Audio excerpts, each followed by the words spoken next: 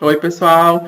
Então, nós vamos agora falar um pouquinho sobre os atores políticos, né? Então, os atores que não estão representando, mas estão nenhuma nenhum personagem da sociedade, mas são pessoas que recebem destaque por exercer forte influência, muitas vezes, dentro da sociedade. Então, vamos destacar aqui dentro do nosso slide, vocês vão observar essa definição de atores políticos, né, que são aqueles cujos interesses poderão ser afetados, positivo ou negativamente, pelo rumo tomado por uma determinada política pública. E os atores políticos podem ser indivíduos, grupos ou organizações, são específicos e possuem características diferenciadas. Então, vocês vão observar que esses atores políticos, eles são, como composição da sociedade, estão presentes no nosso dia a dia. E são pessoas que vão exercer certa influência dentro do processo de formação de políticas públicas e das demandas, né, que estão sendo geradas para uma agenda política e uma agenda propositiva dentro do governo, ok? Então, dentro dos atores políticos, nós temos uma divisão didática para discussão com vocês, né? Nós temos atores públicos, né, que são pessoas que geralmente são... esse grupo é formado por políticos e burocratas. Esses burocratas nós vamos descrevê-los como gestores, pessoas que geralmente são pessoas com cargos de confiança ou especialistas na área que estão atuando dentro da gestão pública, ok? Nós temos os atores privados, né, os nossos empresários do dia a dia, que nós sabemos que são atores que exercem grande influência dentro da sociedade, por ter influência dentro do governo, né, e também influência dentro dos governantes da nossa sociedade. E aí a gente não precisa parar para discutir isso, porque nós estamos vendo isso atualmente, diariamente, nos telejornais, ok? Bem, nós temos também os atores políticos que são formados pelos trabalhadores. Esses atores políticos, eles dependem de uma ação organizada, que pode ser formal ou informal. Então, a gente sabe que esses atores políticos, eles vão ter uma influência maior e mais efetiva a partir de uma organização formada dentro de sindicatos, né, ou coligações de pessoas ou de profissionais que estão ali atuando em prol de um bem comum. Bem, e a gente tem também dentro da sociedade, dentro dos atores, a sociedade com grupos específicos. E aí a gente destaca grupos que vão estar atuando principalmente em prol de um bem comum ou de uma situação que está sendo rotineira, né? E aí a gente vê dentro desses grupos a formação de ONGs, que são organizações não governamentais que lutam por ideais ou por propostas, né, que seguem para um grupo específico dentro da sociedade, ok? Bem, após a apresentação desses atores, a gente também pode apresentar para vocês outra divisão, que seriam os atores governamentais e os não governamentais, os agentes financeiros, os atores transnacionais e a mídia. Bem, a gente vai observar que os atores governamentais compreendem o presidente, né, os conselheiros, os ministros, os burocratas de alto escalão, os funcionários de carreira, os diplomatas, políticos nomeados, né, que são pessoas que exercem influência através do seu cargo político. Okay? E os não governamentais, que são grupos de pressão, instituições de pesquisa, acadêmicos, consultores, organismos internacionais, sindicatos e também associações civis. Possam ser elas públicas, né, por algumas pessoas comuns ou até mesmo instituições privadas. A gente também tem os atores financeiros, né? E a gente tem um destaque dentro da política de políticas públicas do Brasil, né? O FMI, o Banco Mundial, que são órgãos internacionais de financiamentos, né? De políticas públicas, né? Com grande ênfase no Brasil, ou já teve grande influência dentro do Brasil. E aí eles vão estar justamente voltados para também designar, influenciar os gestores que estão lá dentro da presidência, do grande escalão, a propor, né, ou sinalizar quais políticas públicas seriam ideais para aquele momento, ok?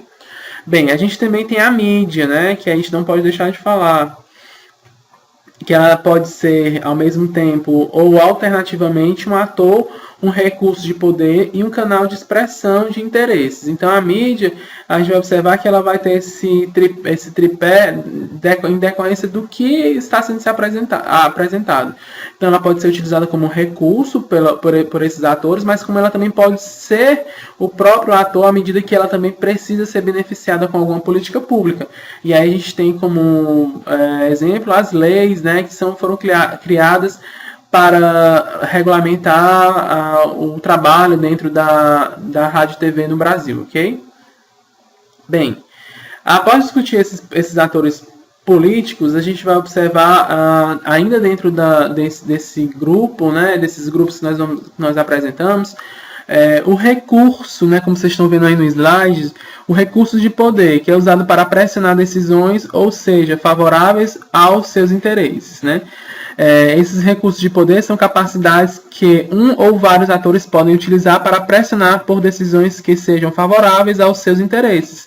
Podem envolver desde a reputação, posição social, contato com redes de influência, controle de dinheiro, de armas, capacidade de denunciar e chantagear, ou até mesmo inserção internacional, poder de mobilização de grandes grupos, através até mesmo de greves. E aí esse recurso de poder ele é de grande relevância na discussão de políticas públicas, já que historicamente a gente vai ter relatos de muitas políticas públicas que só foram implementadas após uma forte expressão, né, do uso desses recursos de poder dentro da sociedade, ok? E a gente tem aí o comportamento racional, né, que aí a gente vai estar discutindo com vocês, que esse comportamento racional ele vai trabalhar a questão da renúncia. O que aí a gente pode tratar essa renúncia como um custo real ou custo de comportamento. O que seria isso, pessoal? Esse comportamento racional implica em fazer escolhas que, por sua vez, significam renunciar. E aí vocês vão observar que em qualquer situação de escolha sempre haverá pelo menos uma alternativa a qual alguém tenha que renunciar quando decide o que deve ser feito, né, o que deve se fazer, né?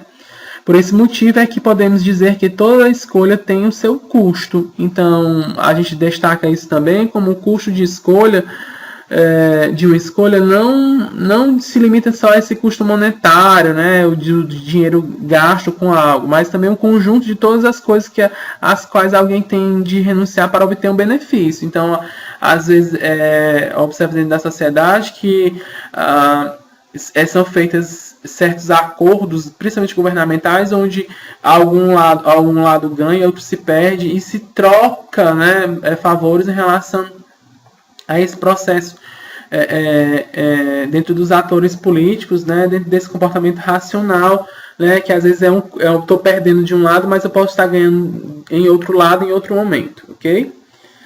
Bem, pessoal, a gente vai agora destacar as novas esferas de negociação e de participação popular. Bem, como vocês observam aí dentro do nosso slide, a gente vai observar que essas novas esferas ela tem aspectos históricos, né, que a gente pode destacar aqui no Brasil. Até o início da década de 80, a gente observava uma caracterização dessas esferas públicas de negociação, voltadas principalmente dentro de uma centralização financeira e decisória na esfera federal. E após as mudanças políticas, vocês observam que a fragmentação setorial e institucional e pela exclusão da sociedade civil do processo de formulação e da implementação dos programas e do controle da ação governamental. Então, é uma demanda que foi surgida, né, no início da década de 80, e aí a gente observa justamente o quê? Uma descentralização, mas ainda voltada ainda com pouca participação popular.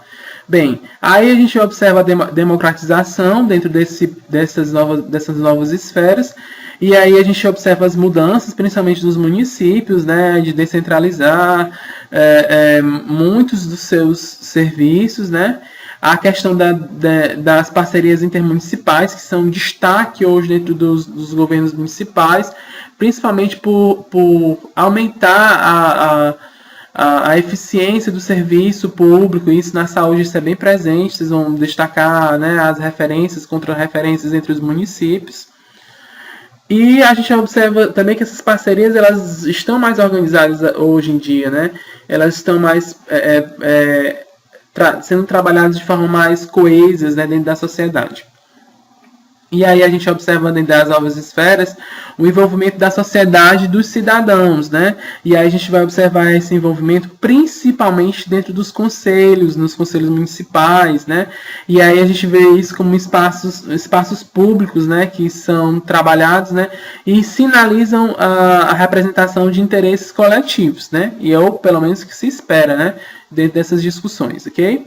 A gente vai observar que esses conselhos eles têm um caráter híbrido, né, de envolver um maior número de pessoas, canais de participação política e também de deliberação legal, muitas vezes, né, quando isso é proposto, e da publicização, né, do que foi feito e também do que é discutido dentro dos conselhos, justamente em cima daquilo que é hoje em dia dentro dos governos que são publicáveis, né, o que está sendo publicado como orçamentos, né, ou que está sendo gasto com alguma política pública, ok? Bem, após essas novas esferas, vocês vão observar o quê? Que os conselhos, né, aí a gente vai abrir um parênteses agora para os conselhos, eles sofrem alguns obstáculos que são inerentes justamente a práticas, né, dentro da discussão dentro da sociedade. Então, os principais obstáculos da atuação dos conselhos justamente é tentar ampliar a participação, o envolvimento e o compromisso dos atores centrais, sejam eles governamentais e não governamentais, e também instituir mecanismos de controle de deliberação efetiva, né? Como eu falei, estava comentando há pouco com vocês, nem sempre esses conselhos conseguem ser deliberativos dentro das suas propostas, né? E aí a gente vai observar agora. Eu queria discutir com vocês as modalidades de participação das políticas públicas, ok? Bem, vocês estão observando aí no slide que dentro da modalidade de participação das políticas públicas, a gente destaca as redes, né? São estruturas policêntricas, novas formas de organização social, do Estado ou da sociedade, intensivas em tecnologias de informação e baseadas na cooperação entre unidades unidades dotadas de autonomia. A gente observa também que essa modalidade ela permite, né, uma horizontalidade e interdependência entre os múltiplos nódulos ou participantes, e aí a gente destaca os municípios, né, como o maior exemplo disso. Então, os municípios hoje, eles têm uma interligação regional, né, para tentar atuarem dentro dos seus modelos, né, de forma interligados, né, com trocas de informações ou com parcerias para resolução de problemas ou intervenções de políticas públicas. Mas a gente observa também que eles têm a sua interdependência para realizar políticas públicas específicas, né, de acordo com a sua realidade, né, e com o envolvimento principalmente da sociedade como um todo. Ok? A gente pode destacar também, pessoal, que essa modalidade de participação das políticas públicas, hoje em dia, como vocês observam aí no slide, ele tem um aumento dessas redes. Então, hoje a gente vai tentar discutir nos fóruns, né, algumas dessas redes que estão sendo desenvolvidas hoje aqui no Ceará, no Brasil, ok? Então, a gente vai observar que esse aumento dessas redes ela permite um poder local, né, e um desenvolvimento de um protagonismo da sociedade, do grupo que está trabalhando dentro dessas redes. E esse protagonismo também gera o quê? Novas ideias, que essas novas ideias podem ser mais efetivas e mais eficazes para a resolução dos problemas de saúde pública do Brasil, ok? A gente tem gestor da rede, né? Interdependência sem subordinação, desculpa. Isso é interessante, né? Que são pessoas que estão interligadas. Nós temos pode existir um gestor daquela rede, mas eles também não são subordinados como uma esfera, como nós temos dentro das esferas municipais, estaduais e nacionais.